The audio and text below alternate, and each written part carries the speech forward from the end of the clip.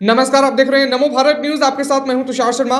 दोस्तों, इस समय की सबसे बड़ी खबर सामने आ रही है जिसे सुनने के बाद आपके पैरों तले जमीन खिसक जाएगी। क्या है ये पूरा मामला, ये मैं आपको बताऊंगा। दोस्तों, इससे पहले आप सीधे कमेंट बॉक्स में लिखिए मोदी है तो मुमकिन है, और साथ ही इस वीडियो को ज्यादा से ज्यादा शेयर कीजिए। तो बिना समय को गवाए हम शुरू कर रहे हैं। आपको बता दूं कि किसान आंदोलन के दौरान एमएसपी यानी न्यूनतम समर्थन मूल्य के बाद सबसे अधिक कोई शब्द सुनाई देता है तो वो है गोदी मीडिया। आंदोलन कर रहे किसानों में मीडिया को लेकर काफी गुस्सा और नाराजगी है। ऐसे में तमाम मीडिया कर्मी सिंगू बॉर्डर पर पहुंचे और उन्होंने जानना चाहा कि आखिर क्यों किसानों में मीडिया को लेकर नाराजगी है और मीडिया पर क्या है किसानों की राय। जी हां दोस्तों, किस तरह से आप देख रहे हैं, सिंगू बॉर्डर पर तमाम किसान वहां पहुंचे और जो नाराजगी को लेकर वहां पर उनसे सवाल पूछे तो उनकी राय जानने की कोशिश करी। इसका जिक्र तो दोस्तों हम बाद में करेंगे। सबसे पहले मैं आपको बता दूं कि 72वें गणतंत्र दिवस पर यानी 26 जनवरी को देश की राजधानी दिल्ली में राजपथ की परेड ने देश के शौर्य और गौरव का अनुभव कराया। तो वहीं तथाकथित किसानों की ट्रैक्टर रैली के दौरान दिल्ली में अराजकता और हिंसा की तस्वीरों ने संविधान पर आस्था रखने वाले हर भारतीय का सिर शर्म से झुका दिया था। जी हाँ दोस्तों, किस तरह से आप देख रहे थे वो तमाम तस्वीरें सामने आ रही थी अराजकता फैलाने की, और साथ ही आपने देखा था कि किस तरह से पुलिसकर्मियों पर हमला हो रहा था, फिर चाहे वो आईटीओ का हो, फिर चाहे वो लाल किले की तस्वीरें हों। आपको बता दूं, अच्छा ही हुआ कि कोरोना के कारण ब्रिटेन के प्रधानमंत्री बोरिस जॉनसन गणतंत्र दिवस समारोह के मौके पर मुख्य अतिथि के तौर पर नहीं आ सके, नहीं तो हमारी और किरकिरी होती। इससे पहले भी सीएए के विरोध के नाम पर राजधानी में उसी दिन दंगे भड़काए गए थे जिस दिन तत्कालीन अमेरिकी राष्ट्रपति डोनाल्ड ट्रंप दिल्ली में मौजूद थे। दिल्ली में ट्रैक्टर लेकर घुसे उपद्रवियों ने जो कुछ किया, उससे 2 महीनों से ज्यादा समय से चल रहे किसान आंदोलन के साख को बहुत धक्का लगा है। सभी किसान नेता कह रहे हैं कि राजधानी में उपद्रव और हिंसा करने वालों से उनका कोई लेना देना नहीं है, लेकिन इतने भर से उनका पीछा नहीं छूटेगा। जो दाग आंदोलन के माथे पर लगा है उसके लिए आंदोलन का नेतृत्व भी कम जिम्मेदार नहीं है। जब रूट तय था और पुलिस की सारी शर्तें किसानों ने मान ली थी, तब फिर ऐसा कैसे हुआ? ऐसा अचानक तो नहीं होना चाहिए था। तो जाहिर सी बात है कि लाल किले तक झंडे फहराने और सारी बाधाओं को तोड़कर पुलिस वालों पर हमले की योजना पहले से ही बना ली गई थी। अचानक ऐसा अराजकता माहौल बन गया था। आपको बता दूं तो सारे उपद्रवी किसान लाल किले परिसर तक नहीं पहुंचते। सबका गंतव्य 2 जगह थी, एक तो परेड स्थल, दूसरा Lal Qila. Tractor rally parade के समापन के बाद निकाली जानी थी, लेकिन किसानों का एक गुट 3-3.5 घंटे पहले ही दिल्ली की ओर रवाना हो गया था। अब उपद्रवियों से पल्ला झाड़ रहे किसान नेता क्या इस बात का जवाब दे सकते हैं कि ऐसा होने पर तत्काल ही उन्हें बयान जारी क्यों नहीं किया उन्होंने? जी हाँ दोस्तों, ये तमाम सवाल वहां पर खड़े हो गए हैं। ये तो रही गणतंत्र दिवस की बात। अब हम बात कर लेते हैं जिसका जिक्र मैंने शुरू में ही कर दिया था। आपको बता दूं, गणतंत्र दिवस के मौके पर दिल्ली की सड़कों पर शांतिपूर्ण प्रदर्शन कर रहे किसानों के खिलाफ जो साजिश गोदी मीडिया ने रची है, उसे गोदी मीडिया ने अपने नाम को चरितार्थ कर लिया है। बाकी कसर खेत में धान और गेहूं काट रहे किसानों की तस्वीरों को फोटोशॉप के जरिए दंगा वाली जगहों पर लगा देने वाले आईटी सेल ने पूरी कर डाली है। आपको बता दूं, हर 15 अगस्त और 26 जनवरी पर क्या हम वास्तव में आजाद हैं वाला निबंध लिखने वाले लिबरल फेसबुक स्तंभकार किसानों के लिए नारे लिखते रह गए और गोदी मीडिया किसानों को दंगाई साबित करती रही।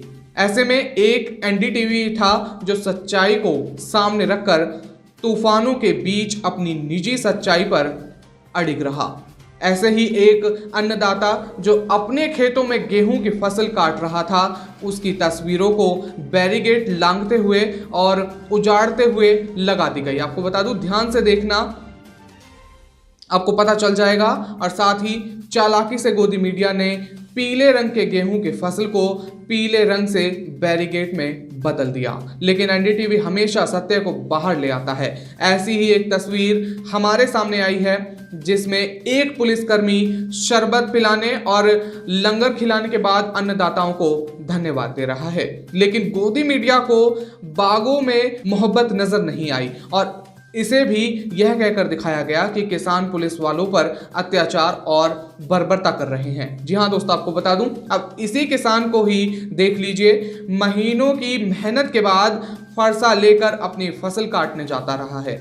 यह किसान उसी तरह खुश हो रहा है जिस तरह अपने घोड़े को अपने अस्तबल में देखकर बाबा भारती खुश हो रहे थे। क्या इस किसान की गलती यह है कि वो भारत का पेट भरने के लिए अपनी फसल काटने निकला था और गोदी मीडिया की साजिश का शिकार हो गया? क्या अब अन्नदाता को आतंकी साबित किया जाना ही राष्ट्रवाद कहलाएगा?